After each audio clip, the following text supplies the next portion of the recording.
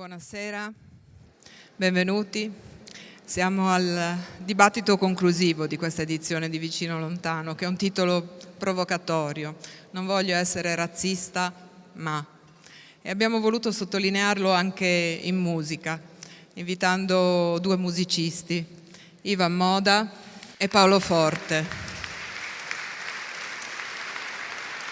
Smettila di guardarmi con quegli occhi che gridano. Non so più come evitarli ormai. Rifiuto del mio mondo, mi presenti il conto che io mai pagherò. Sei sempre stato tu a pagare tutto e continuerai a farlo per tutto il mio benessere. Bruciato da un'arsura che asciuga tutto, arsura di acqua, arsura di amore e di pietà. Ma pregherò fin quando la pioggia cadrà, il deserto bagnerò dove gli uomini cadono giù. Come mosche cadono giù, tutti gli uomini cadono giù. Scappa dall'inferno diretto al Bengodi. Peccato che il portone è chiuso. Col cibo che ci esce fuori dalle orecchie, ingozzarsi piuttosto che condividere. Ma l'uomo quando ha fame diventa belva e quando è sazio diventa peggio. Mentre si abbuffa dimentica che cos'è l'umana pietà. Ma pregherò fin quando la pioggia cadrà. Il deserto bagnerò dove gli uomini cadono giù, come mosche cadono giù. Tutti gli uomini cadono giù.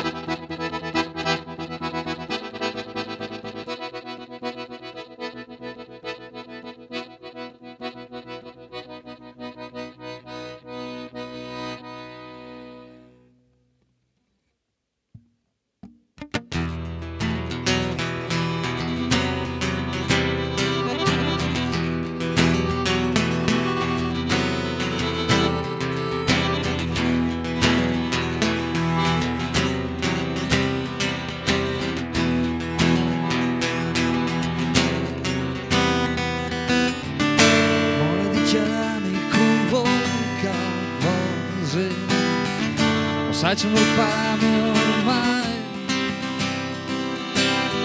scovacciano non tu vidas il con che io mai farai. Tu sempre il paia tutte tu paieras, ma tutti il me bensta. Bruciati nel sure casciuglie tutte. Arsura dai amore di pietà, mai pregare, thank you rain will falling down, il deserti bagnerà,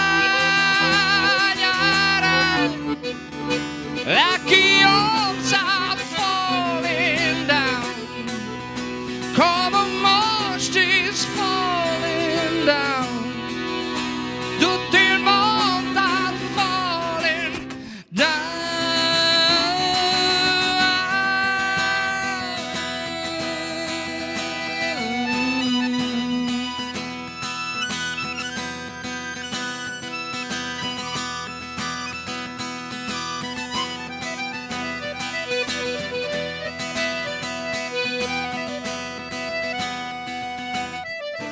Ciamperanno in fiar di Red Par Bengodi, picciat che il portone le si arat,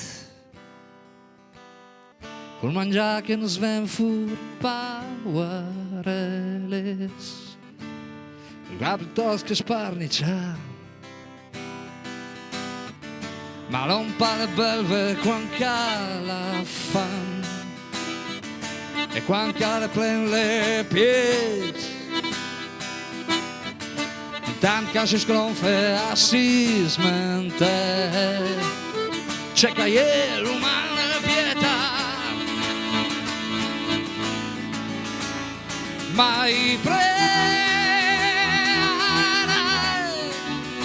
tant che rain will falling down, il deserti va. Aki arms are falling down, come a mast is falling down, tutta il mondo è falling down.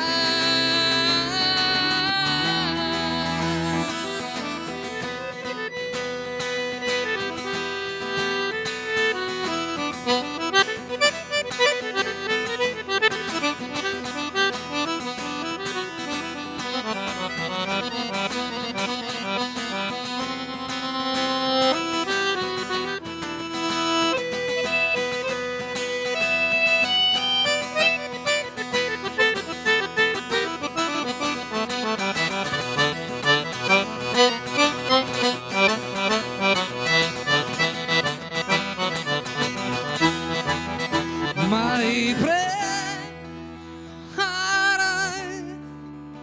anche rain will falling down, il deserto bagnerai, occhi arms are falling down, come a mast is falling down, tutto il mondo è falling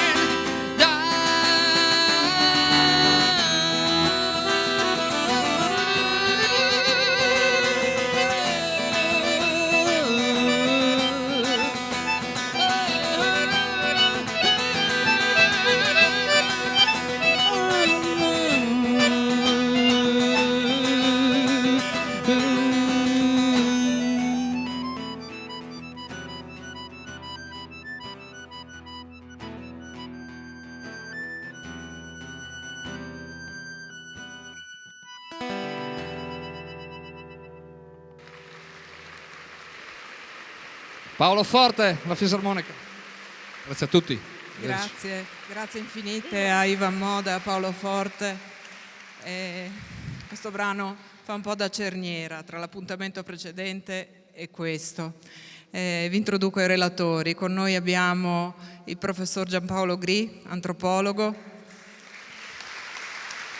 È stato presidente del nostro comitato scientifico, per cui è con grande gioia che lo abbiamo qui con noi. Igia Bashego, scrittrice, da anni impegnata in una profonda riflessione sul multiculturalismo.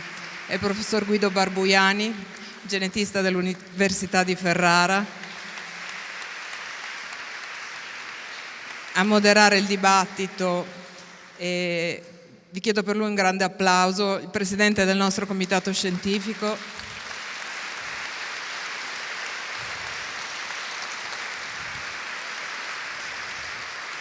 Nicola Gasbarro. Senza dimenticare un grande grazie ai tecnici di sala che ci sopportano tutte le nostre improvvisazioni.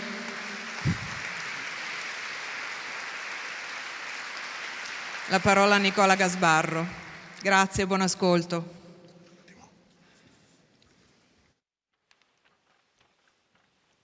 Nella guida che è stata distribuita abbiamo voluto riportare, come Vicino Lontano, espressioni della vita quotidiana, cioè quello che quotidianamente noi, altri nostri conoscenti, sentiamo ripetere per le strade delle città e persino in luoghi pubblici in cui certe espressioni non dovrebbero neppure comparire. Nessuno di noi vuole essere razzista, però, dai, gli immigrati sono troppi, ne si è parlato prima, non li possiamo mica accogliere tutti. E poi sono discorsi da buonisti. L'altro giorno alla radio, dopo il racconto di Gatti, c'era il pubblico arrabbiato che ci accusava di buonismo. Poi ci tocca pure mantenerli gli emigrati. L'accoglienza costa troppo, i profughi sono quasi tutti clandestini, i clandestini spacciano, i romeni sono violenti e gli albanesi sfaticati, per non parlare poi delle nigeriane che ovviamente sono puttane. Gli africani sono incivili, eccetera, eccetera. I musulmani sono violenti, fondamentalisti, eccetera.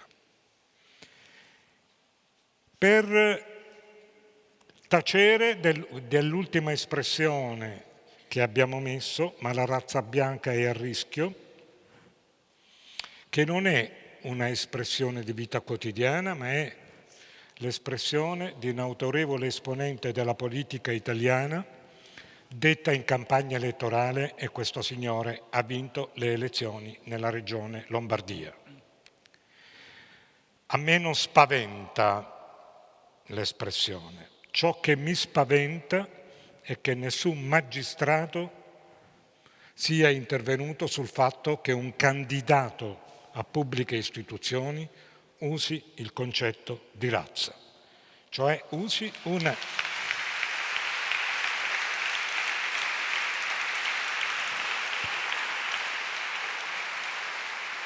Nessun giornalista di valore, nessun magistrato è intervenuto sull'offesa alla Costituzione italiana, fatto da un candidato a presidente della regione Lombardia.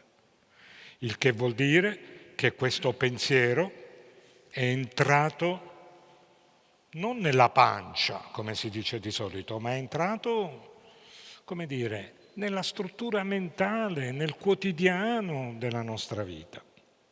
Bene, noi questa sera vogliamo riflettere su questo quotidiano e vogliamo riflettere su come anche questo linguaggio apparentemente denotativo nasconde delle connotazioni razziste. Chissà perché le nigeriane sono puttane e le italiane sono escort, ma è tutto un problema, nel senso che evidentemente il linguaggio nasconde gerarchie sociali, discriminazioni, ma anche lacerazioni del pensiero. Noi su questo vogliamo brevemente riflettere un po' questa sera, cominciando da un dato che tutti dimentichiamo, che il concetto di razza è un concetto, è una nozione smentita dalla scienza genetica e dalla scienza antropologica. Cioè stiamo, come si dice di solito, fuori con l'accuso, nel senso che da un punto di vista scientifico questa nozione non dovrebbe neppure comparire nel vocabolario. Allora io pregherò prima di tutto il genetista Barbuiani di dire come la genetica, velocemente, come la genetica ha demitizzato, perché tornarci su questa cosa, anche se tutti lo sappiamo, come la genetica ha demitizzato questo falso mito. Grazie. Sì. Intanto cominciamo col dire che razza è una brutta parola, non tanto per le implicazioni sociali di cui tutti siamo consapevoli, ma perché non si capisce bene cosa voglia dire. Quando Einstein gli chiedono a che razza appartiene arrivando negli Stati Uniti d'America, lui risponde razza umana, e quindi la parola può definire 7 miliardi e mezzo di persone. Ma poi si parla della razza bianca, come ha fatto Attilio Fontana, si parla della razza gialla, la razza nera, quindi sono dei gruppi più piccoli, qualche miliardo di persone. E voi ricorderete che l'austriaco è stato fermato dalla razza Piave, quindi un gruppo ancora più piccolo. E poi quando si dice che qualcuno è l'ultimo della sua razza, la parola razza vuol dire una famiglia. E quindi non c'è da stupirsi se con tanti significati diversi, quando si usa questa parola, non ci si capisce. Questo secondo me è un primo motivo per il quale bisognerebbe stare attenti a utilizzarla. Dal punto di vista scientifico, siamo a 80 anni dal famoso manifesto della razza degli scienziati fascisti, no? E fino agli anni 60 del XX secolo, bene o male, i naturalisti e gli antropologi pensavano che l'umanità fosse divisa in razze. Ma il problema è che dal Settecento, quando si è cominciato a studiarle scientificamente, fino agli anni 60 non ci si è mai messi d'accordo su quali e quante fossero le razze umane. C'era chi diceva 2, chi diceva 60, chi diceva addirittura 200. Allora, se gli astrofisici non si fossero ancora messi d'accordo su quanti sono i pianeti del Sistema Solare, e uno dicesse 7, uno dicesse 9, uno dicesse 12, noi non prenderemmo sul serio il concetto di pianeta. Allo stesso modo, in biologia e in antropologia, se non ci si riesce a mettere d'accordo sull'oggetto di cui si sta discutendo quando si parla di razze, come ha fatto notare Darwin, che era il più bravo di tutti, e questa cosa l'aveva già capita nel 1871, allora vuol dire che il concetto non regge. Gli studi moderni di genetica hanno dimostrato non tanto che siamo uguali, noi non siamo uguali. Cioè, qui su questo palco c'è una persona di origine africana, o perlomeno siamo tutti di origine africana, ma una di origini africane più recenti degli altri, e nessuno di voi può avere dubbi su quale sia di noi. Ma ha dimostrato la genetica e poi la genomica, cioè lo studio di tutto il DNA delle nostre cellule, che in realtà siamo mescolatissimi. Non siamo dei gruppi distinti, non siamo dei pacchetti, ecco, come diceva Frank Livingstone, grande antropologo americano. Un pacchetto cos'è? È una scatola dentro cui c'è il vostro telefonino, e se c'è scritto Nokia, il telefonino è al 100% Nokia, se c'è scritto Samsung è al 100% Samsung. Bene, noi non siamo fatti così. Nei nostri pacchetti, nelle nostre diverse regioni geografiche, ci sta della gente molto, molto diversa. Tanto è vero che se si estinguesse tutta la popolazione della Terra, tranne una sola città, si salverebbe l'88% delle nostre differenze e perderemmo solo il 12%. È per questo che a un certo punto si è capito che se vogliamo interpretare i nostri geni e se vogliamo, come è stato fatto, ricostruire sulla base del nostro DNA la nostra storia evolutiva, il concetto di razza andava semplicemente abbandonato perché è un concetto fuorviante e quello su cui bisogna concentrarsi sono le differenze fra individui e fra popolazioni. Grazie. Giampaolo, e l'antropologia?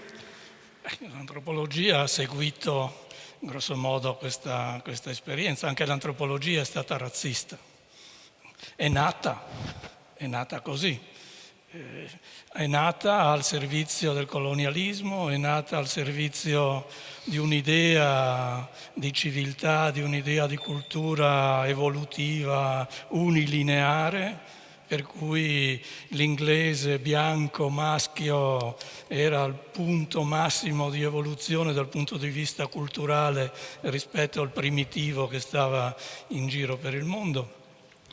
L'antropologia culturale, per sua fortuna, è stata capace di uccidere i propri padri, molto rispettosamente, ma così ha fatto. E se è nata razzista, è nata colonialista, oggi è la disciplina che riflette con rigore per quanto può, insomma, modificando le metodologie di ricerca, modificando i presupposti teorici. È una disciplina che fa i conti con la diversità, non pensata più in termini gerarchici, ma pensata in termini di convivenza. Se ci sono 5-6 mila lingue, bisognerà pur capire da dove nasce la differenza, come si produce la differenza. Io quando facevo nelle prime lezioni del corso di antropologia culturale fondamenti con i primi studenti, ricordo che la grande difficoltà e la domanda che restava senza risposta da parte degli studenti è: ma ci sono 5-6 mila lingue? Perché ci sono 6 mila lingue? Che bisogno c'è che ci siano 6 mila lingue? Ecco, questo problema della diversità, di una diversità non qualificata, non ci sono lingue migliori o lingue peggiori, ci saranno lingue più funzionali, meno funzionali, ma non migliori e peggiori. Perché questo modello della diversità delle lingue non possiamo usarlo per ragionare anche sulla diversità delle culture, sulla diversità delle etnie, insomma, con tutto il problema delle terminologia sostitutiva al concetto di razza, nessuno lo può dire più che cosa ci abbiamo sostituito, cultura, etnia, però con le stesse ambiguità, con i rischi di utilizzare questi concetti esattamente come utilizziamo il concetto di razza o come lo utilizzavamo. Grazie. Vorrei chiedere a Giabashego come si è imbattuta lei con questa nozione di razza e come poi la espulsa dalla sua coscienza e dal suo immaginario. Con quali letture, con quali conoscenze? Allora, a parte quello che è successo a me a scuola, che è la prassi purtroppo, sicuramente grazie alla storia e alla letteratura. Mentre parlavate pensavo proprio a un anno molto particolare per la storia dell'Italia, che è il 1922, l'anno della marcia su Roma, ma è stato anche l'anno di un processo in Alabama, esattamente, che era un processo contro un afroamericano e lo Stato di Alabama. Il misfatto di quest'uomo afroamericano era quello di aver avuto rapporti sessuali con una donna bianca. Quello che è successo però è che si è scoperto che questa donna bianca era italiana, quindi non considerata bianca, e il signor afroamericano è stato assolto dal suo misfatto. Ed è interessante vedere come in letteratura, anche e soprattutto riguardante anche molto l'immigrazione italiana, vedere quanto ci racconta di dilemmi e di categorizzazioni della razza, no? Non so se avete presente John Fante. John Fante è un grandissimo scrittore italo-americano e c'è un bellissimo racconto che si intitola Odissea di un uopo. Il uopo era una maniera dispregiativa per indicare gli italiani.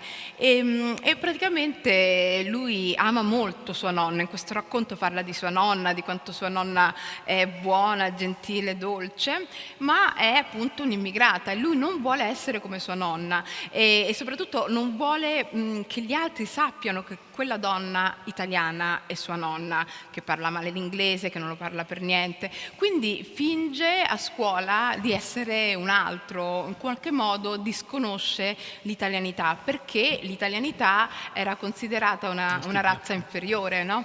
E se leggete, io adesso vi parlo dell'Italia, ma questo vale un po' per tutti, Stendhal, Henry James, quando venivano a fare il Grand Tour qui in Italia, dicevano delle cose veramente terribili sugli italiani. E venivano effettivamente considerate razza inferiore.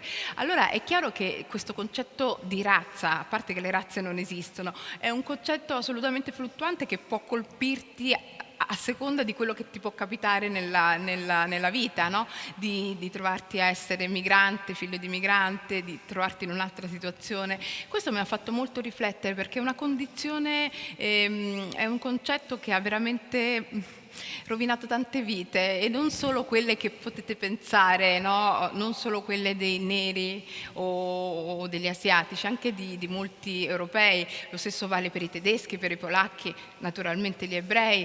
E vi dico soltanto un ultimo episodio che appunto tu mi chiedevi come ho superato. Ho superato studiando, no? Studiando e cercando di disinnescare questo concetto attraverso quello che scrivo. Ed è una delle tappe fondamentali per me è stata la lettura del Don Quixote di Cervantes. Io sono laureata in spagnolo e c'è una scena molto toccante a un certo punto nella seconda parte del Quixote, dove Sancho Panza incontra il suo vicino di casa Ricote, un vicino di casa che come gli ebrei e come lui è morisco, quindi musulmano in qualche modo, sono stati espulsi dalla Spagna, gli ebrei nel 1492 e i musulmani nel 1609, perché non avevano il sangue puro, no? C'era questo concetto di limpieza di sangue puro, e effettivamente lo ritrova, lui viene di nascosto, questo Ricote,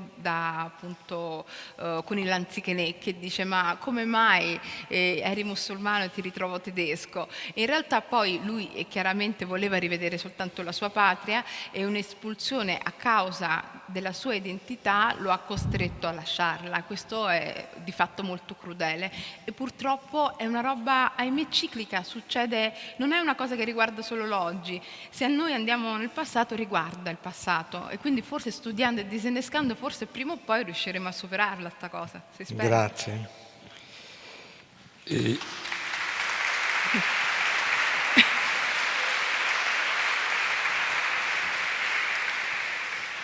Io volevo tornare sul linguaggio e sulla quotidianità, perché il Consiglio d'Europa ieri ha invitato i Paesi membri a contrastare il cosiddetto hate speech, e invece da noi questo linguaggio continua ad essere alla page.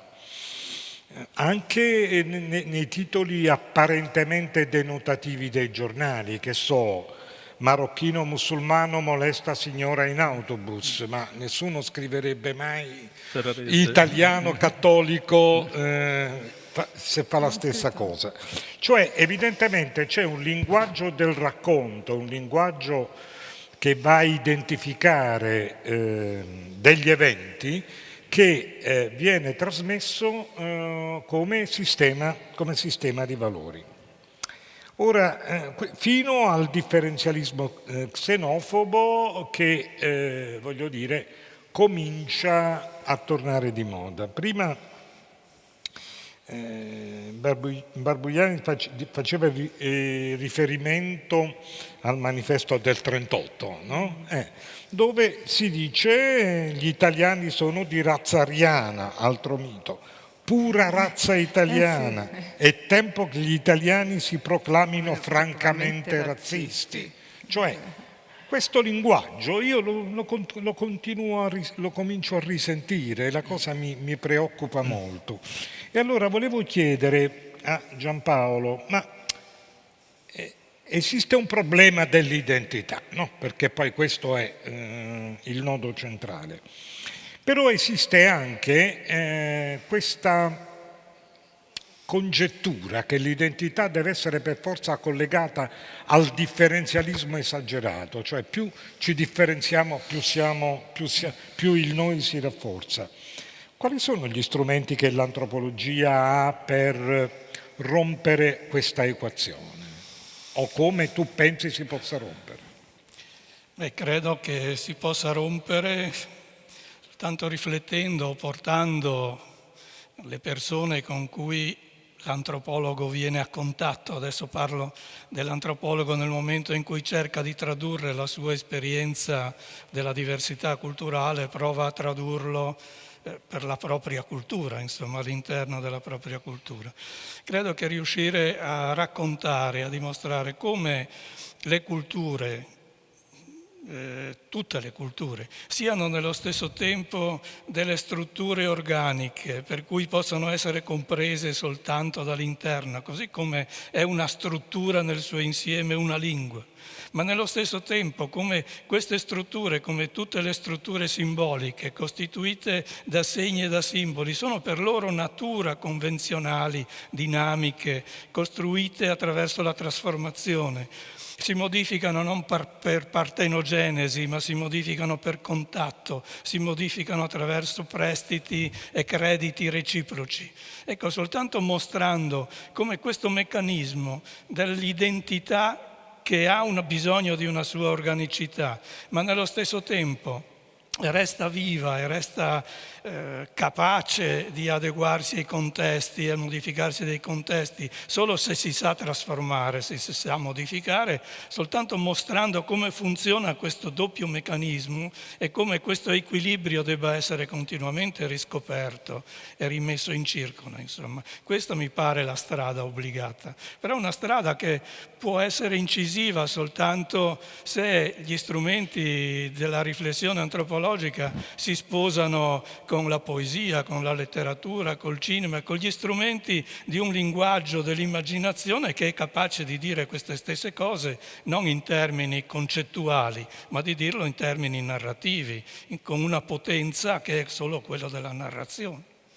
Come fa il Giaga, per esempio, Sì. come fa lei in maniera molto efficace, e proprio perché lei racconta con una grande tensione letteraria questo attraversamento di confini. Volevo chiedere, visto che lei ha fatto cenno al colonialismo prima, c'è stato anche un colonialismo molto forte sull'Africa che ha usato categorie nazionalistiche, no? Ancora oggi l'antropologia distingue le culture africane in termini etnici, cioè c'è una proiezione nazionalistica. Ecco, per quanto riguarda la sua esperienza, questo ha comportato anche un razzismo nella sua esperienza di vita in Somalia? Allora, permetto che la mia esperienza di vita in Somalia è stata molto breve, perché comunque io sono nata in Italia e sono andata in Somalia prima della guerra civile, che ultimamente sta anche finendo per fortuna, però insomma la Somalia ha un bel po' di problemi e la Somalia, come sapete, è stata un'ex colonia italiana, no? E lì sono derivati secondo me tantissimi problemi, perché il colonialismo non ti fa mai bene, non ti fa mai uscire con un'identità forte, solida, insomma. E quello che ha fatto il colonialismo in Africa è stato appunto distruggere delle appartenenze che non erano soltanto appartenenze nazionali. Cioè, se voi andate a vedere la cartina dell'Africa, i confini sono tagliati con l'accetta, no? Sono squadrati, quando invece l'Europa ha questi confini, queste frontiere frastagliate, curve. È chiaro che sono state fatte a tavolino. Fare i confini a tavolino significa anche però mettere frontiere tra popoli che prima non si attraversavano attraverso il nomadismo, attraverso il pascolo, attraverso l'agricoltura, insomma, attraverso i contatti commerciali. Quindi ha significato effettivamente una distruzione delle relazioni e una distruzione, è quello di cui mi sto occupando adesso, anche della fauna, no? Perché per esempio io sono in questo momento impegnata, oltre che come scrittrice, anche come ricercatrice alla Ca' Foscari, e sto lavorando su 2 libri, 2 diari, uno proprio di una squadraccia fascista che va in Africa, ma non come colonizzatore, per fare un viaggio una crociera, fa una circumnavigazione. Invece l'altro testo che sto trovando molto interessante è di questo signore molto prefascista, 1915, che va appunto in Somalia a fare la caccia grossa. Allora uno si rende conto che questo colonialismo, cioè questa di fatto la vera invasione non è quella dei migranti, ma è stata quella del colonialismo, che è andata lì e che continua ancora oggi a prendere risorse da questi paesi, e pensiamo al Niger per dire. Ecco, il colonialismo è stato fatto sulla pelle della terra, sulla pelle degli uomini, delle donne, dei bambini, ma anche sulla pelle degli animali. Cioè, questo signore ne ha ammazzati tantissimi di animali, no? Ci sono delle foto emblematiche sue con montagne di Dick lì morti, rinoceronti decapitati, elefanti. Cioè è qualcosa di assolutamente raccapricciante, però fa capire in un qualche modo quanto questo sistema di fatto ha distrutto le relazioni e quanto è difficile oggi ricucirle, perché comunque oggi sono anche state esasperate in alcune zone del mondo le divisioni claniche. Io penso al mio paese di origine, penso però anche al genocidio in Ruanda, sono comunque sì situazioni del territorio, ma esasperate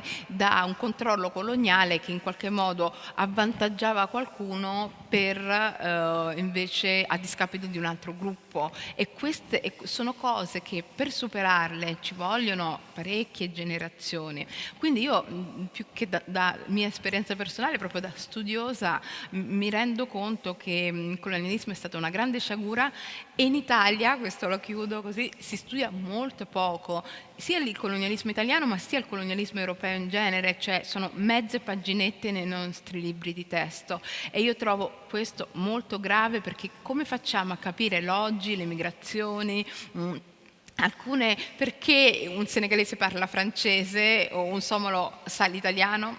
Allora forse ci dobbiamo un po' interrogare e sicuramente dare degli strumenti ai ragazzi, ai giovani, per capire questo mondo che sembra impazzito, però poi, aggiungo solo questo, scopri che le guerre sono fatte negli stessi posti. Io ho letto un libro che si intitola Hopkins, il grande gioco, sull'Asia centrale, sembra scritto adesso, tra Russia e Gran Bretagna, sembra scritto adesso. Quindi secondo me è proprio un tema che dobbiamo approfondire, perché sennò non capiremo niente di quello che ci circonda. Grazie.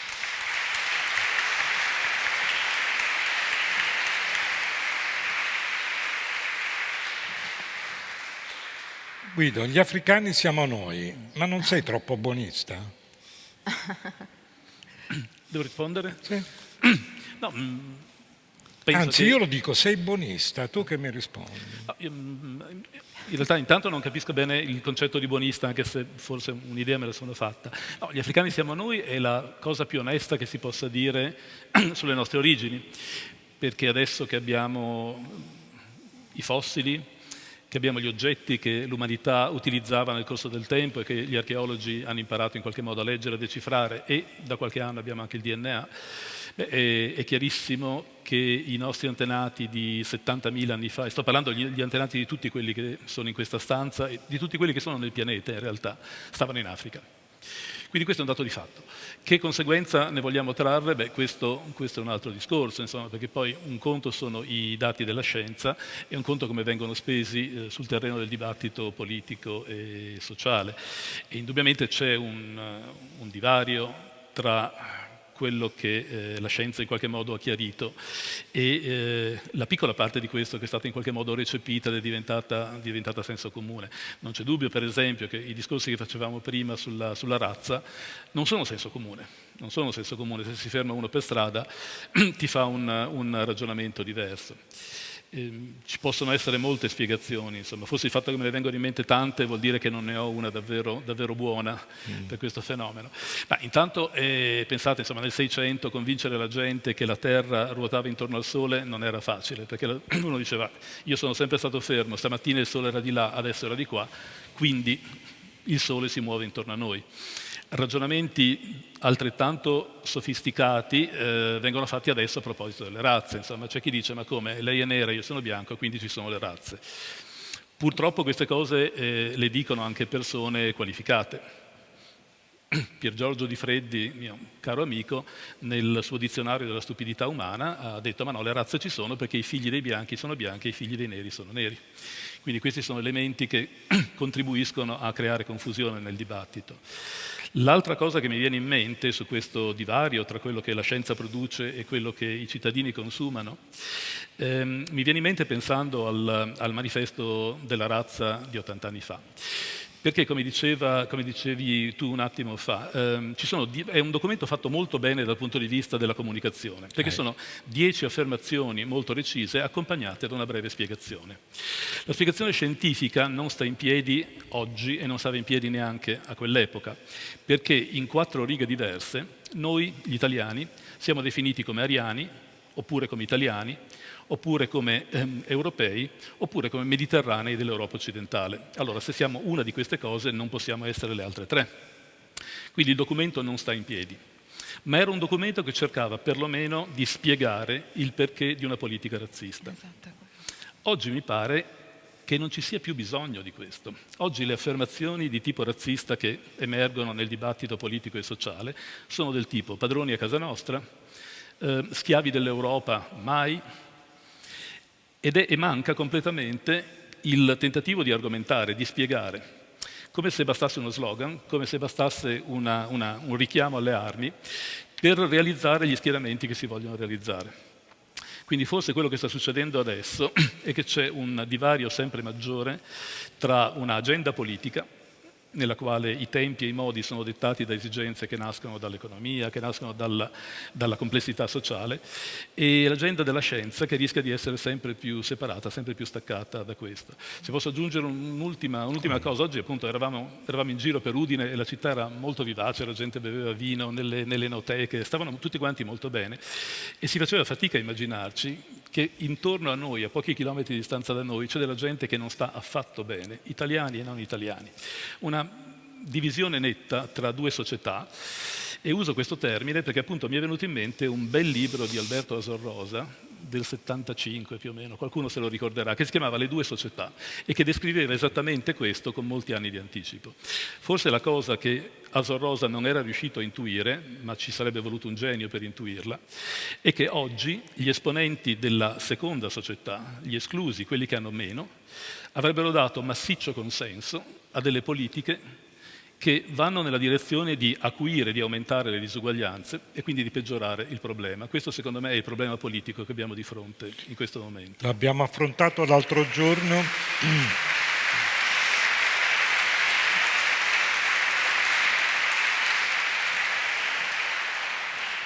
L'altro giorno dei politologi ho chiesto perché i poveri votano per i ricchi e i ricchi non votano per i poveri. Quindi, insomma, è una domanda interessante. La risposta cos'era? Mica i politologi non sono molto propensi a ragionare in questi termini. Comunque resta il problema insomma, che non basta un vaffa per essere contro la scienza, insomma, no? Rimangono delle verità incontrovertibili, solo che bisogna spiegarle meglio. Forse sì, forse basta il vaffa, cioè dipende dal livello a cui stiamo discutendo. Mi pare che nel nostro paese un vaffa basti a semplificare tante cose, ecco. Mentre in altri paesi in cui i conflitti razziali, il problema del razzismo sono più sedimentati, per esempio negli Stati Uniti d'America, che non è un modello per niente su come trattare queste cose, ma c'è una maggiore sensibilità proprio perché c'è una maggiore esperienza dei conflitti che si possono provocare e quindi questi conflitti che esistono e che vengono ancora provocati non vengono provocati con leggerezza, vengono provocati con una precisa agenda politica in testa, mentre adesso si parla con grande leggerezza. Se posso aggiungere una cosa in questo mio sproloquio un po' troppo lungo, il primo a invocare misure in difesa della cosiddetta razza italiana non è stato Attilio Fontana. È stata un membro della direzione del Partito Democratico che si chiama Patrizia Prestipino e l'ha fatto nel luglio del 2017. Questo significa che questo tipo di linguaggio è penetrato in ampi strati della società e c'è una tentazione, anche di chi dovrebbe avere un'agenda politica diversa, a sfruttare il tema della xenofobia, del rifiuto del diverso, perché si pensa di poter speculare qualche voto in più. Allora, io sono un normale cittadino, non sto parlando da esperto qua, però mi pare chiaro che quando ci sono dei partiti che hanno da 20 anni un'agenda xenofoba e razzista, è molto difficile che chi si mette a fare il razzista 6 mesi prima delle elezioni possa recuperare questi voti. Quindi lì ci sarebbe da fare un ragionamento un po' più ampio e cominciare a dire, vabbè, magari io mi espongo, magari dico delle cose che mi fanno perdere voti domani, come quelle che abbiamo sentito prima del bellissimo intervento di Stefano Allievi, e cercare di guardare con una prospettiva un po' maggiore, mettendo in conto anche il fatto che il primo impatto con l'opinione pubblica potrebbe essere molto difficile.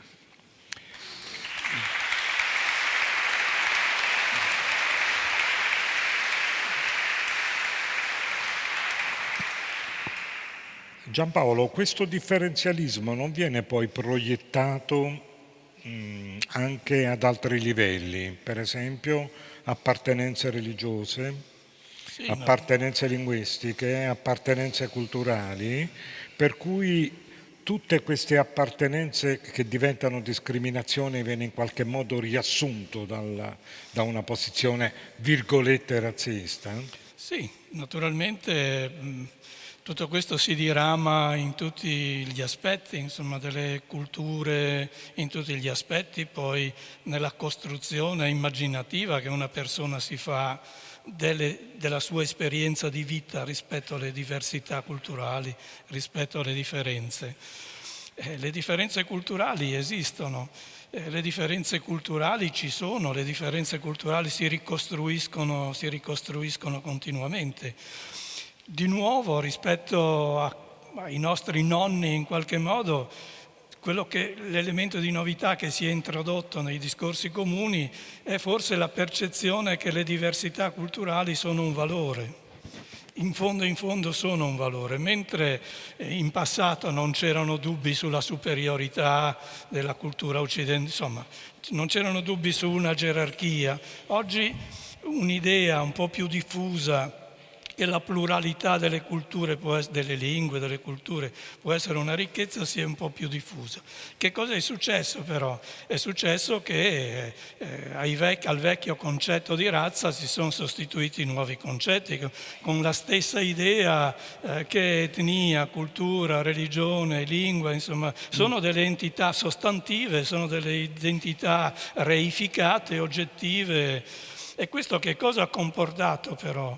Ha comportato almeno a mio parere, insomma, una sorta di dicotomia che costituisce un vero problema, per cui oggi la difesa delle specificità culturali contro l'omologazione, cioè è come è stata venduta, almeno in Europa, non in Canada, ma in Europa sì, è stata venduta alla destra, è diventato un cavallo di battaglia della destra, la difesa dell'identità, mentre la difesa del multiculturalismo è in qualche modo connotato di sinistra. Questa dicotomia è micidiale perché non ha nessun senso dal punto di vista scientifico, dal punto di vista reale, perché siamo tutti plurilingui, la pluralità è dentro di noi, siamo tutti multiculturali, non siamo cattolici un po' così e un po' colà, siamo tutti misti, siamo dentro di noi, insomma, una mescolanza di identità. Quello che non riusciamo a dire bene è che tutti questi ragionamenti hanno senso se sono al plurale, se identità, che in italiano può essere singolare o plurale, soltanto se viene detta al plurale ha un significato, perché siamo tutti portatori di molte identità. E se siamo umani non è perché abbiamo una caratterizzazione identitaria, siamo tutti uguali come umani perché la storia evolutiva ci ha fatto capaci di essere diversi da come siamo. Questo è l'elemento serio di novità dell'essere sapiens o sapiens sapiens, non di essere determinati culturalmente, che è un'ovvietà.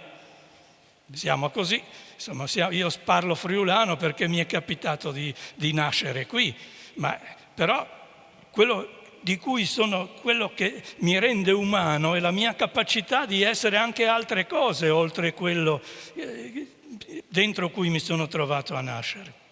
È soltanto se ragioniamo in questi termini di pluralità, di identità plurali, che il ragionamento torna. In qualche modo smontare o riuscire a smontare le metafore fondanti del differenzialismo, radici, albero genealogico tradotto, la carta geopolitica. Siamo abituati da bambini a pensare il mondo come una carta dove gli stati sono uno diverso dall'altro, di colore diverso, la carta delle lingue, per cui qui si parla italiano, qui si parla francese, è tutto quello che è mescolato. Non è così, le culture, le etnie, le idee, le religioni non sono così, non esiste una carta, qui siamo cattolici, qui siamo protestanti. Siamo cattolici in mille modi diversi, sono islamici in mille modi diversi e così vale per qualsiasi espressione culturale. Ma questo è connaturato alle culture, perché le culture sono strutture simboliche, fondate sulla convenzionalità e quindi continuamente modificabili, in tempi che non sono i tempi della trasformazione della genetica, sono i tempi della decisione di una persona che si converte e oggi è cattolico e domani è islamico. Un momento. Oppure 2 anni di studio di una lingua e uno cambia lingua. Ecco, questi tempi rapidi della trasformazione culturale naturalmente reggono soltanto se siamo capaci di reggere noi la pluralità che ci caratterizza come umani. Mi posso permettere di aggiungere che un'altra nozione da bandire è quello di purezza, perché si trova sempre qualcuno che è più puro di te, no? E quello diventa il principio stesso della classificazione. Questo poi la genetica lo dice molto chiaramente. Adesso che siamo riusciti a guardare dentro i nostri DNA, vediamo che sono dei vestiti d'arlecchino in cui ci sono componenti che provengono un po' dappertutto. D'altra parte basta fare un ragionamento molto semplice, no? Noi abbiamo 2 genitori, 4 diciamolo nonni. Che il concetto di purezza è scientificamente una balla. Sì, dal punto di vista genetico sì, insomma, abbiamo un numero di antenati così grande che se risaliamo di 600 anni, ognuno di noi ha 1 milione di antenati diversi, in teoria, poi in pratica un po' così. Non stavano tutti in Val Brembana questo 1 milione di antenati, ecco, sicuramente. Non può essere. Senta Ijab Ashego, e Adua nelle sue conversazioni con l'elefantino cosa direbbe all'elefantino su queste cose? Adua vi consiglierebbe una cosa da vedere. Ecco. Allora, Adua, il libro che ho scritto, in realtà è un libro che si basa sul colonialismo e anche su questa donna che vuole diventare un'attrice e non ci riesce perché appunto lo stereotipo su di lei è più forte, quindi le fanno fare da donna nera soltanto un brutto film erotico, non di serie A ma di serie C, quindi è una storia anche abbastanza drammatica. Io mentre parlavate in realtà pensavo a un bel programma che aveva fatto la BBC tempo fa, lo trovate su YouTube, che si intitola Who Do You Think You Are? Chi pensi di essere? E facevano, insomma, in qualche modo indagavano le origini di vari personaggi. E c'era appunto Boris Johnson, no, l'attuale ministro, e a un certo punto lui scopre attraverso questo programma di essere di origine turca, no? Allora io ho sempre pensato che qualcuno lo dovrebbe fare per i nostri politici in Italia, da Matteo Salvini a Matteo Renzi a Berlusconi, e no, perché sarebbe perché io ho sempre visualizzato questa cosa, perché in realtà si parla molto di appunto purezza, razza, prima gli italiani, prima qua, prima là, e ho sempre questa visione di Angelino Alfano, che è il ministro uscente e il ministro uscente degli esteri. Angelino Alfano ha una faccia talmente mediorientale, ma talmente egiziana, che parlare di razza ariana a me mi sembra veramente quasi una presa in giro. E la cosa bella dell'Italia, e la cosa che temo potremo perdere se continuiamo a parlare in questi termini, è proprio il fatto di essere un paese mediterraneo, un paese cerniera, un paese incrocio, e dovremmo, se fossimo un po' più smart, in qualche modo fare di questo fatto che siamo questa cerniera la nostra ricchezza del futuro, perché siamo giusto tra Europa e Nord Africa, e quindi potremo essere l'interlocutore naturale, e invece ci stiamo chiudendo a riccio e perdendo un'occasione secondo me storica. Quindi questo è molto grave. Poi in realtà volevo anche aggiungere che io nel mio libro a un certo punto parlo anche di razzismo interiorizzato, no? Perché comunque quando sei vittima di discriminazioni, stereotipi, a un certo punto cominci a crederci anche tu, no? Cominci a interiorizzare un disagio. E nel mio paese di origine questa cosa la vedo molto chiaramente. Una delle cose più terribili che sta succedendo in questi anni è inseguire questi modelli di bellezza altri, no? E adesso molte donne somale, ma non solo somale, ultimamente ho visto una signora nigeriana sull'autobus, usano creme sbiancanti, perché il modello, e queste creme sbiancanti vengono vendute ovunque, a Roma per esempio vicino alla stazione, praticamente agiscono sulla melanina del corpo e diventi un po' come Michael Jackson, non so, un colore pesca indefinito. che fa molto male alla pelle, può essere vittima appunto di tumori alla pelle, però le donne continuano a usarlo perché il modello di bellezza sono due modelli di bellezza imperanti, quello chiaramente occidentale, ma anche quello arabo, cioè in senso quello dei paesi del Golfo, perché in qualche modo, tra virgolette, questa stereotipizzazione interiorizzata è legata anche al concetto di classe, perché non ce lo dobbiamo mai dimenticare, cioè ai paesi, se divento bianca allora divento anche forse più ricca, forse la mia situazione migliora. E un altro esempio di interiorizzazione è proprio cronaca di questi giorni, è la frase del cantante pop Kanye West, che ha detto che la schiavitù è una scelta. Lui ha detto questa frase ed è stata una roba terribile, perché chiaramente non era una scelta, cioè, ed è stato interessante la reazione a questa frase. Allora c'è sì chi ha detto non è una scelta, ma la prima reazione, e sul web ha dilagato tantissimo, è stato il fatto che la gente ha cominciato a prendere in giro, più che Kanye West, proprio la frase. Allora c'era proprio un hashtag se la schiavitù fosse una scelta, e allora si vedevano questi schiavi nella piantagione con il laptop, allora io adesso mi vado a prendere le ferie e poi dopo vado a prendere il cotone, cioè scherzavano molto su questo fatto, cioè hanno usato molto l'ironia, e io penso che adesso l'ironia non la stiamo molto usando.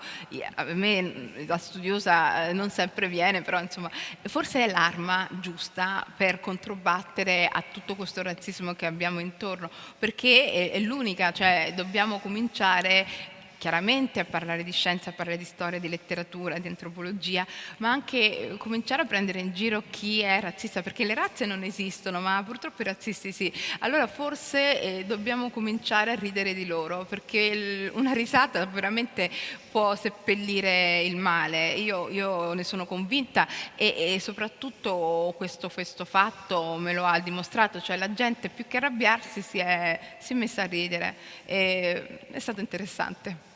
Grazie. Tu volevi aggiungere qualcosa?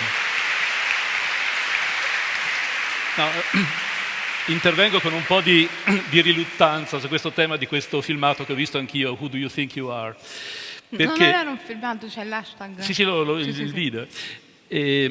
Perché il messaggio era condivisibile, no? Ti faccio vedere che sei fatto da tanti pezzi così diversi che i tuoi schemi su te stesso saltano.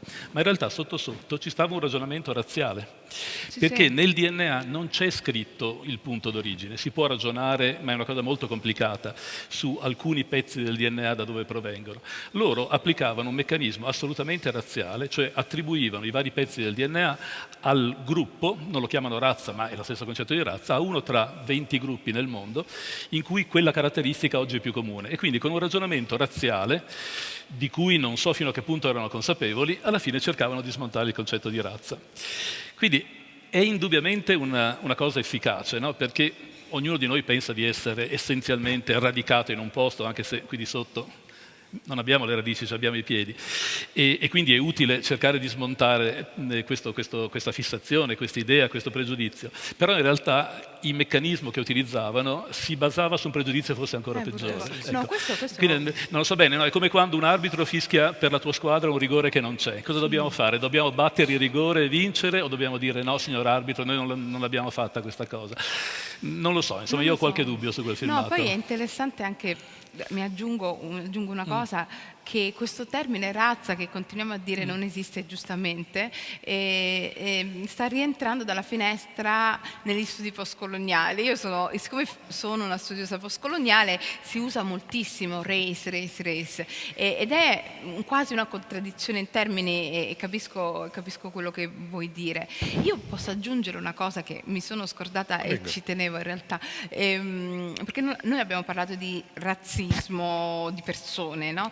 Però c'è un razzismo istituzionale e ahimè quello forse provoca molti più danni, e noi, e questo ci tenevo a dirlo, siamo ancora senza una legge sulla cittadinanza in Italia e non la vedremo per molto tempo. Ed è molto grave che non riusciamo a capire che l'italianità è fatta proprio dallo ius soli, cioè dal fatto di vivere in un territorio e condividere delle pratiche e condannare a tantissimi ragazzi che sono nati in Italia, che sono cresciuti qua, ad essere italiani senza cittadinanza, secondo me è forse la cosa più grave che stiamo facendo, che ci ritornerà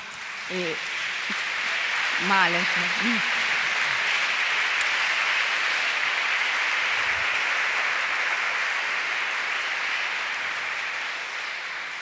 Il contrasto tra verità scientifica e costruzioni arbitrarie, in un libro molto bello di molti anni fa, Roland Barthes lo chiamava la persistenza del mito oggi, no? Non a caso questo libretto di Roland Barthes si chiamava Miti d'oggi, e ad un certo punto Roland Barthes scrive: il mito non è né rivoluzionario né reazionario, è solamente fascista. Il che vuol dire che una falsa credenza che viene, come dire, usata in termini di coscienza porta inevitabilmente a nozioni politiche di altro tipo. Quindi da un punto di vista oggettivo il problema potrebbe sembrare risolto, e invece, come diceva giustamente lei prima, il problema è l'interiorizzazione e la soggettivazione di questo problema, per cui la razza non esiste, ma esistono i razzisti. Bene, contemporaneo di Roland Barthes era forse il più grande antropologo del Novecento, che si chiama Claude Lévi-Strauss, e a questo proposito Lévi-Strauss ha attraversato parecchie culture, e lui diceva che la barbarie c'è, però la barbarie è una costruzione soggettiva, e diceva che barbaro è colui che crede nella barbarie, no? Cioè è una sorta di fede acritica, però le fedi acritiche trovano corrispondenze in pratiche spesso rituali, spesso psicotiche, ma sicuramente ossessive. Bene, come ne usciamo, Giampaolo? Soprattutto dall'interiorizzazione. Cosa può fare l'antropologia? Prendere sul serio le interiorizzazioni, prendere molto sul serio i pregiudizi, gli stereotipi, perché non sono un gioco intellettuale, non nascono dal nulla. Bisogna capire bene come si generano, perché si generano, quali sono i contesti, insomma, dentro cui, anche se le razze non esistono, ma esistono i razzisti, ma perché si riproducono questi modelli e queste idee. Non è così facile. Prima citavi la situazione dell'Italia, paese cerniera, paese mediterraneo che rischia di perdere. Essere cerniera non è mica facile. Vivere a cavallo del confine o sul confine non è facile. Noi siamo qui in Friuli. No? Che cosa succede? Che cosa sta succedendo del Friuli oggi che non è più regione di confine? Mica ha capito che cosa deve fare di se stessa. Fino a ieri era abbastanza facile. No, sei lì, ti hanno messo lì a fare il finanziere, al massimo puoi fare il contrabbandiere, no? Puoi giocare il gioco opposto, però il non avere più un confine, il non riuscire ad essere questo non è molto facile, però è un gioco che si può fare. Io ricordo... Abbiamo qui in Friuli un esempio bellissimo secondo me. Se andate al Museo etnografico di Tolmezzo ci sono tutta una serie di ritratti del 1700, quando la Carnia era al massimo, come tutta la montagna italiana, insomma, ha conosciuto il massimo della ricchezza, il massimo della... si è fatta mediatrice fra Venezia e il mondo germanico. Ci sono questi ritratti di mariti e mogli, di coniugi, che sono uno splendore. Il marito veste, naturalmente fa il commerciante, fa il cramaro, fa il commerciante, veste come si vestiva in Germania, in Ungheria, in tutte le città di mezza Europa, come vestivano i borghesi ormai. Le mogli sono rigorosamente in costume locale. E nella stessa famiglia, anche quello era un matrimonio misto in qualche modo, nella stessa famiglia due persone, marito e moglie dello stesso paese, uno viveva il localismo in qualche modo, il radicamento nel contesto locale, e l'altro viveva l'internazionalismo, la capacità di vivere più lingue, più culture.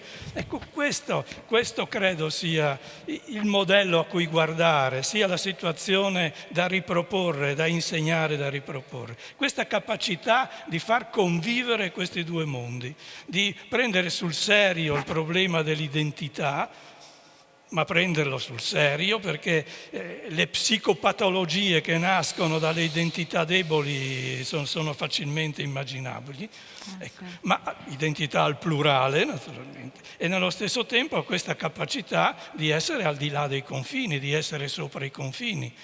Ecco, questo incastro è la garanzia, potrebbe essere, non lo so se sarà, ma potrebbe essere la garanzia di futuro, anche se l'aria che tira è quello dei muri, insomma, è quello dei muri che si ripropongono, dei muri che si ricostruiscono. Però anche in questo caso non si sa mai che cosa dire, perché è pur sempre meglio un muro che spararsi, che ammazzarsi fra le persone. Anche qui, insomma, si gioca sempre su situazioni piene di ambiguità. Ed è soltanto attraverso la discussione, la riflessione, il provare e il riprovare, lo sbagliare e il correggersi, che su questi terreni si possono fare passi avanti. Grazie.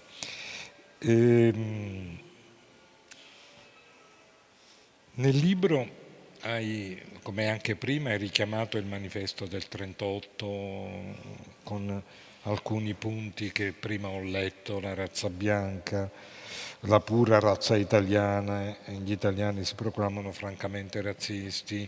E in questo linguaggio contemporaneo trovi analogie? Se il rapporto è tra misconoscenza e politica, il ragionamento diventa per sua natura politica?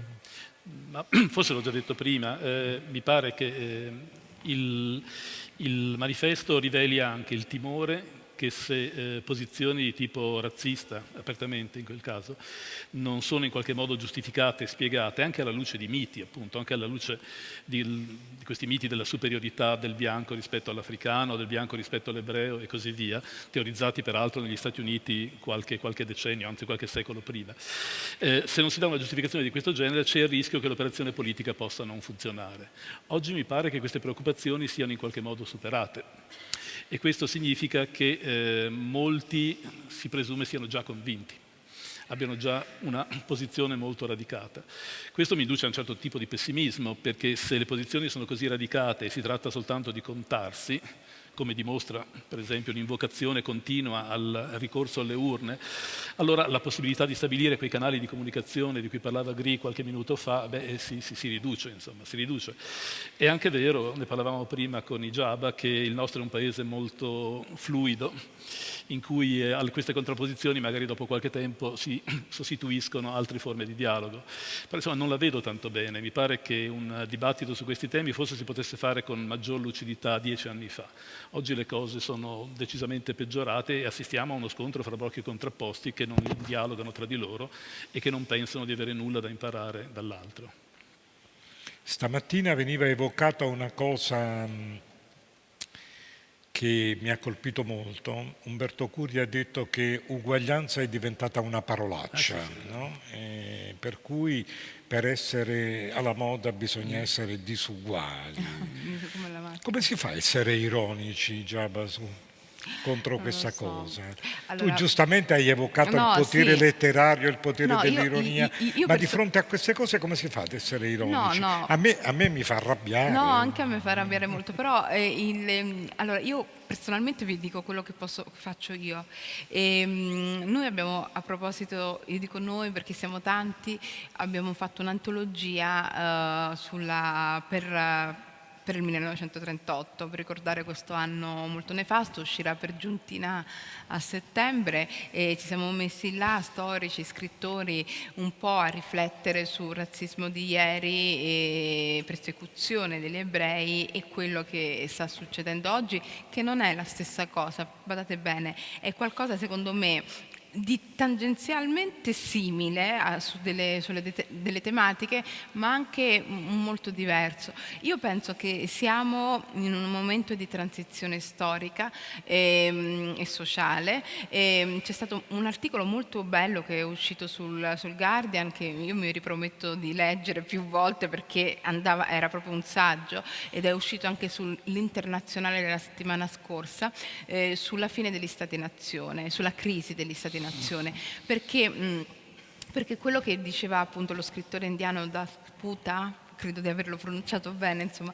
era questo, che è chiaro, noi pensiamo di vivere in questa situazione da sempre. In realtà le nazioni nascono sono nate verso la metà del 600 nel mondo occidentale, e in altri contesti e forse lo Stato-nazione non è nemmeno decollato. Cioè, io se penso al mio paese di origine, sì, la nazione Somalia c'è stata, ma in realtà era una somma di tanti regionalismi, tanti movimenti clanici. C'era un altro concetto che è stato comunque in qualche modo svalorato dal colonialismo, eccetera. Allora è interessante vedere come tutto quello che ci sta succedendo, nazionalismo, populismo, appunto il ritorno di certe forme di razzismo, ci raccontano in realtà un'altra storia. Per esempio tutto quello che sta succedendo sulla Catalogna, eccetera. Forse dovremmo riflettere che questo è un sintomo e le cause sono altre, e forse dobbiamo prepararci a vari tipi di scossoni. Io personalmente mi sto preparando, e le fasi di transizione sono molto interessanti, ma sono anche molto maledette, perché attraversarle non è bello. Allora ecco perché dicevo l'ironia, perché in qualche modo stiamo attraversando tante cose che non è semplice capire, e forse attraverso non solo l'ironia, attraverso il racconto della complessità, perché io leggevo un articolo sul Corriere della Sera dove moltissimi imprenditori veneti hanno fatto questa dichiarazione dicendo: speriamo che gli immigrati non vanno via, e tu dici: ma come, nel Veneto? E in realtà, perché in realtà gli immigrati, senza l'immigrazione quelle industrie non lavorano più. No? E quindi viviamo il paradosso, no? Tu voti qualcosa di apertamente xenofobo, però nello stesso tempo non vuoi che quelli vanno via. Quindi è chiaro che su questo una persona come me che scrive ci deve quantomeno tirare fuori le contraddizioni. Ridere non si può sempre, ma almeno tirare fuori le contraddizioni, e questo vale per tutti, non vale solo per l'Italia. Io penso ai somali, ai nigeriani, o penso ai cinesi, in senso che ogni paese vive i suoi razzismi. Per esempio nel mio paese di origine c'è questa divisione allucinante tra chi è somalo dal naso sottile e chi è somalo bantu e ha il naso leggermente più grande, e questi poveri somali bantu sono stati trattati male da secoli. Ancora oggi in Somalia molte persone ci dicono: se quello è Gerer o se quello è Midgan, no, non lo voglio come, che ne so, sposo di mia figlia, o se mia figlia sposa un Gerer l'ammazzo, no? E tu li guardi e dici: ma siete neri tutti e due, qual è la differenza, no? E io ho capito che il razzismo, ahimè, sta nei dettagli. Cioè tu ti puoi, se vuoi veramente odiare qualcuno, ti puoi legare anche un filo di capelli e dire: quel filo di capelli non sta bene, allora quello è differente da me, anzi è inferiore.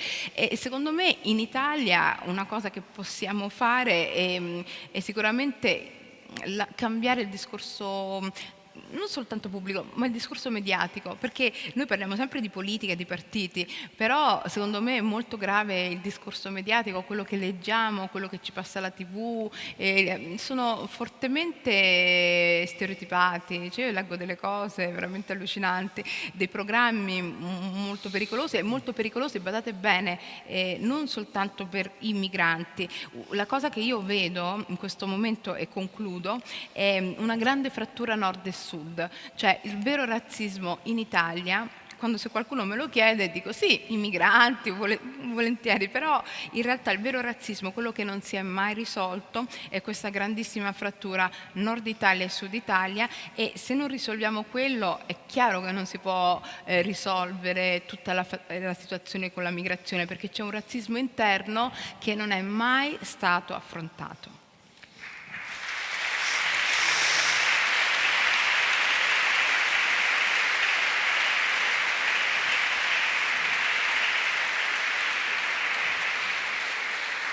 Passerei la parola al pubblico con domande velocissime perché abbiamo pochissimo tempo a disposizione. O con qualche domanda velocissima.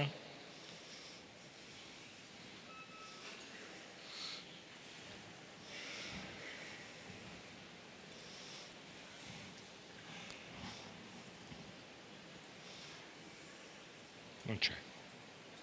Abbiamo annichiliti. Io non vedo niente.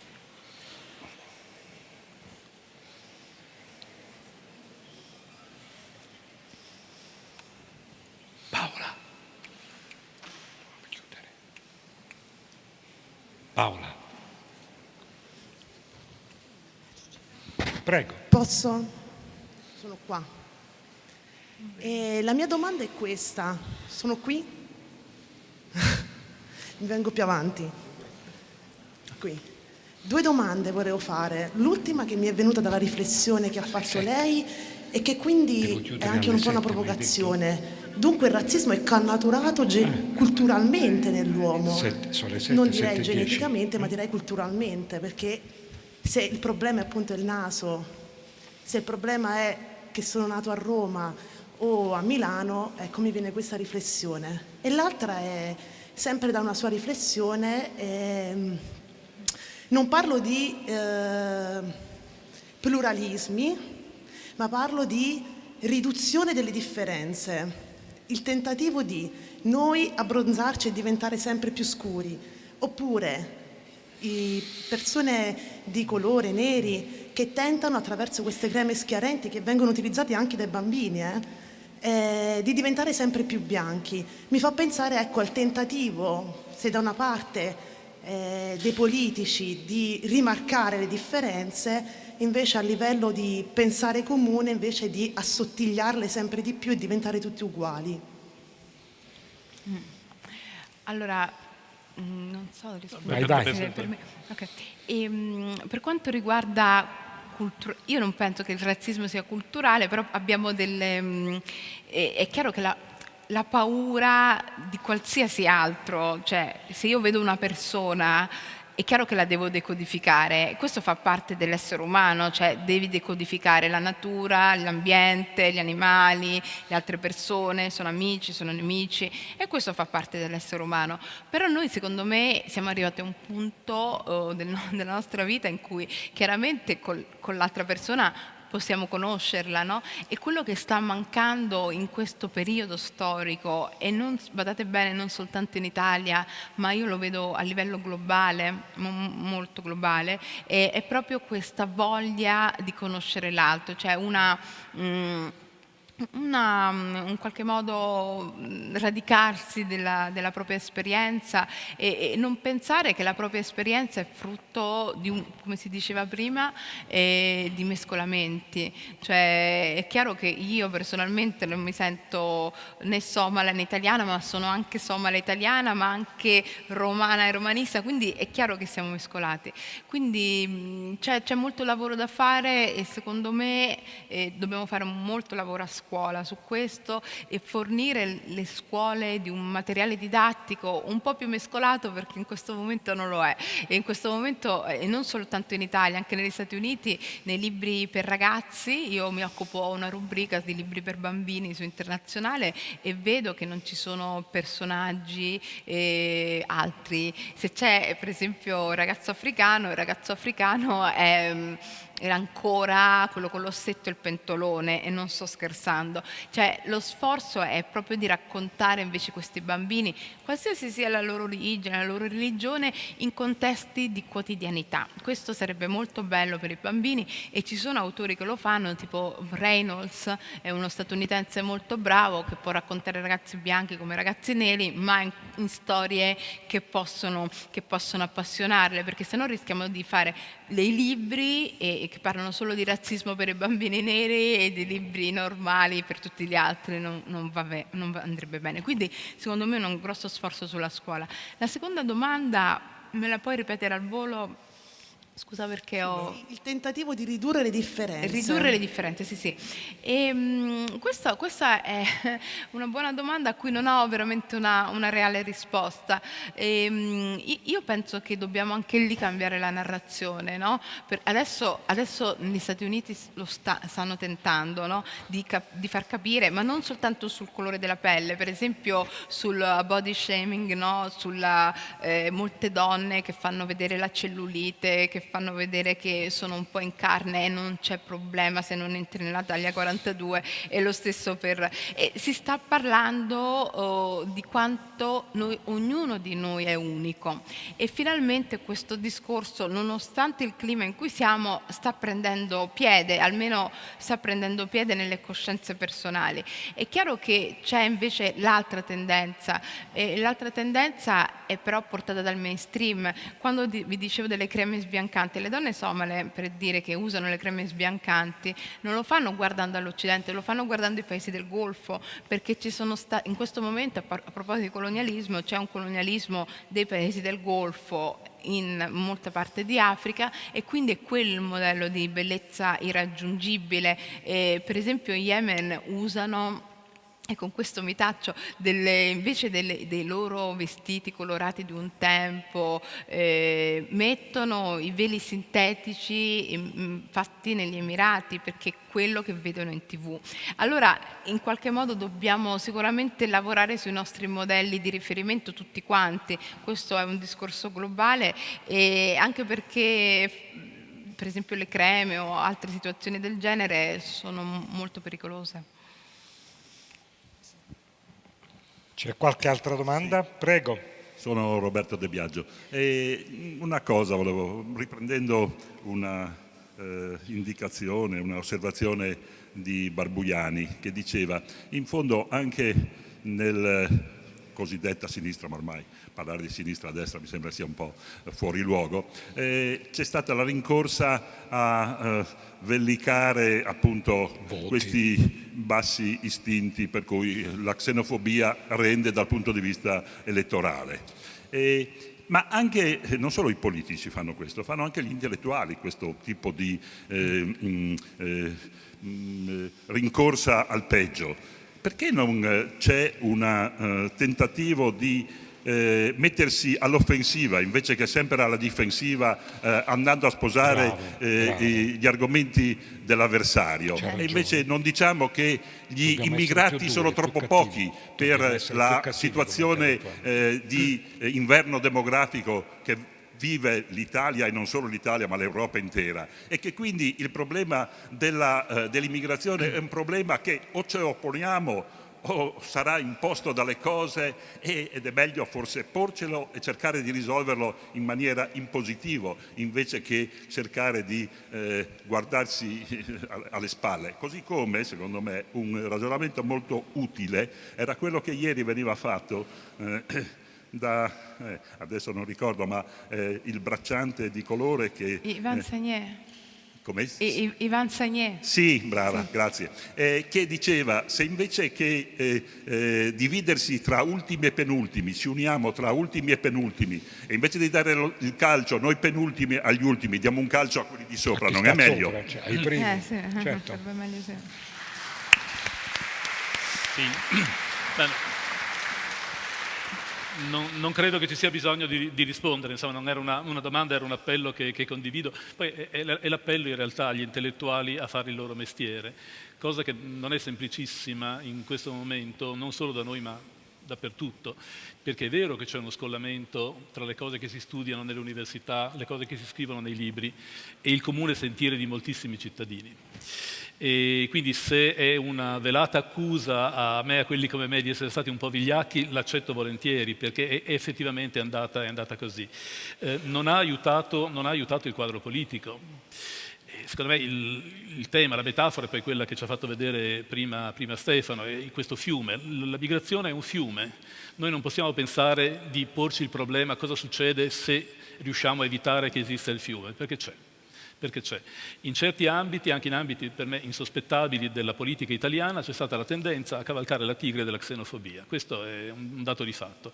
È stato un errore perché è rimasta in circolazione soltanto una storia, che è una storia che io, e come penso moltissimi dei presenti, non condividiamo, ma questa è stata la storia che è stata raccontata in decine di trasmissioni televisive, in decine di titoli di giornali, in decine di articoli.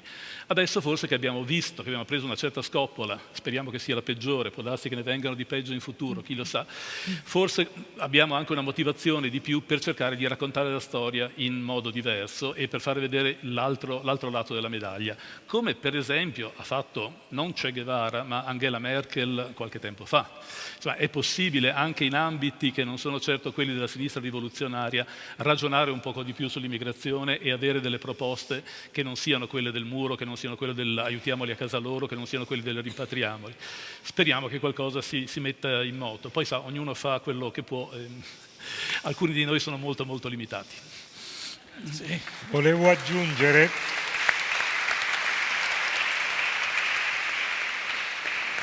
Volevo semplicemente aggiungere, e poi chiudo, che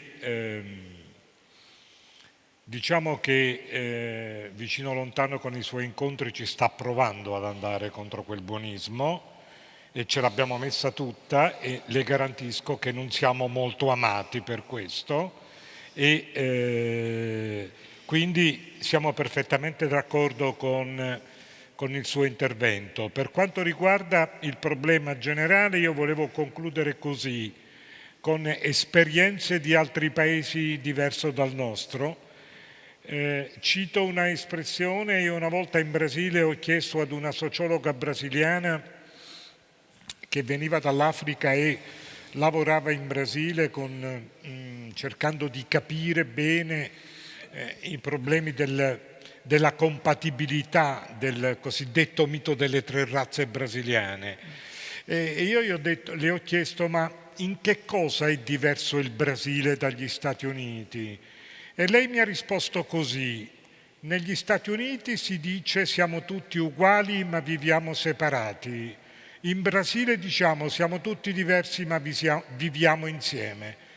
L'augurio che io mi faccio è che gli italiani assomigliano di più al Brasile che agli Stati Uniti.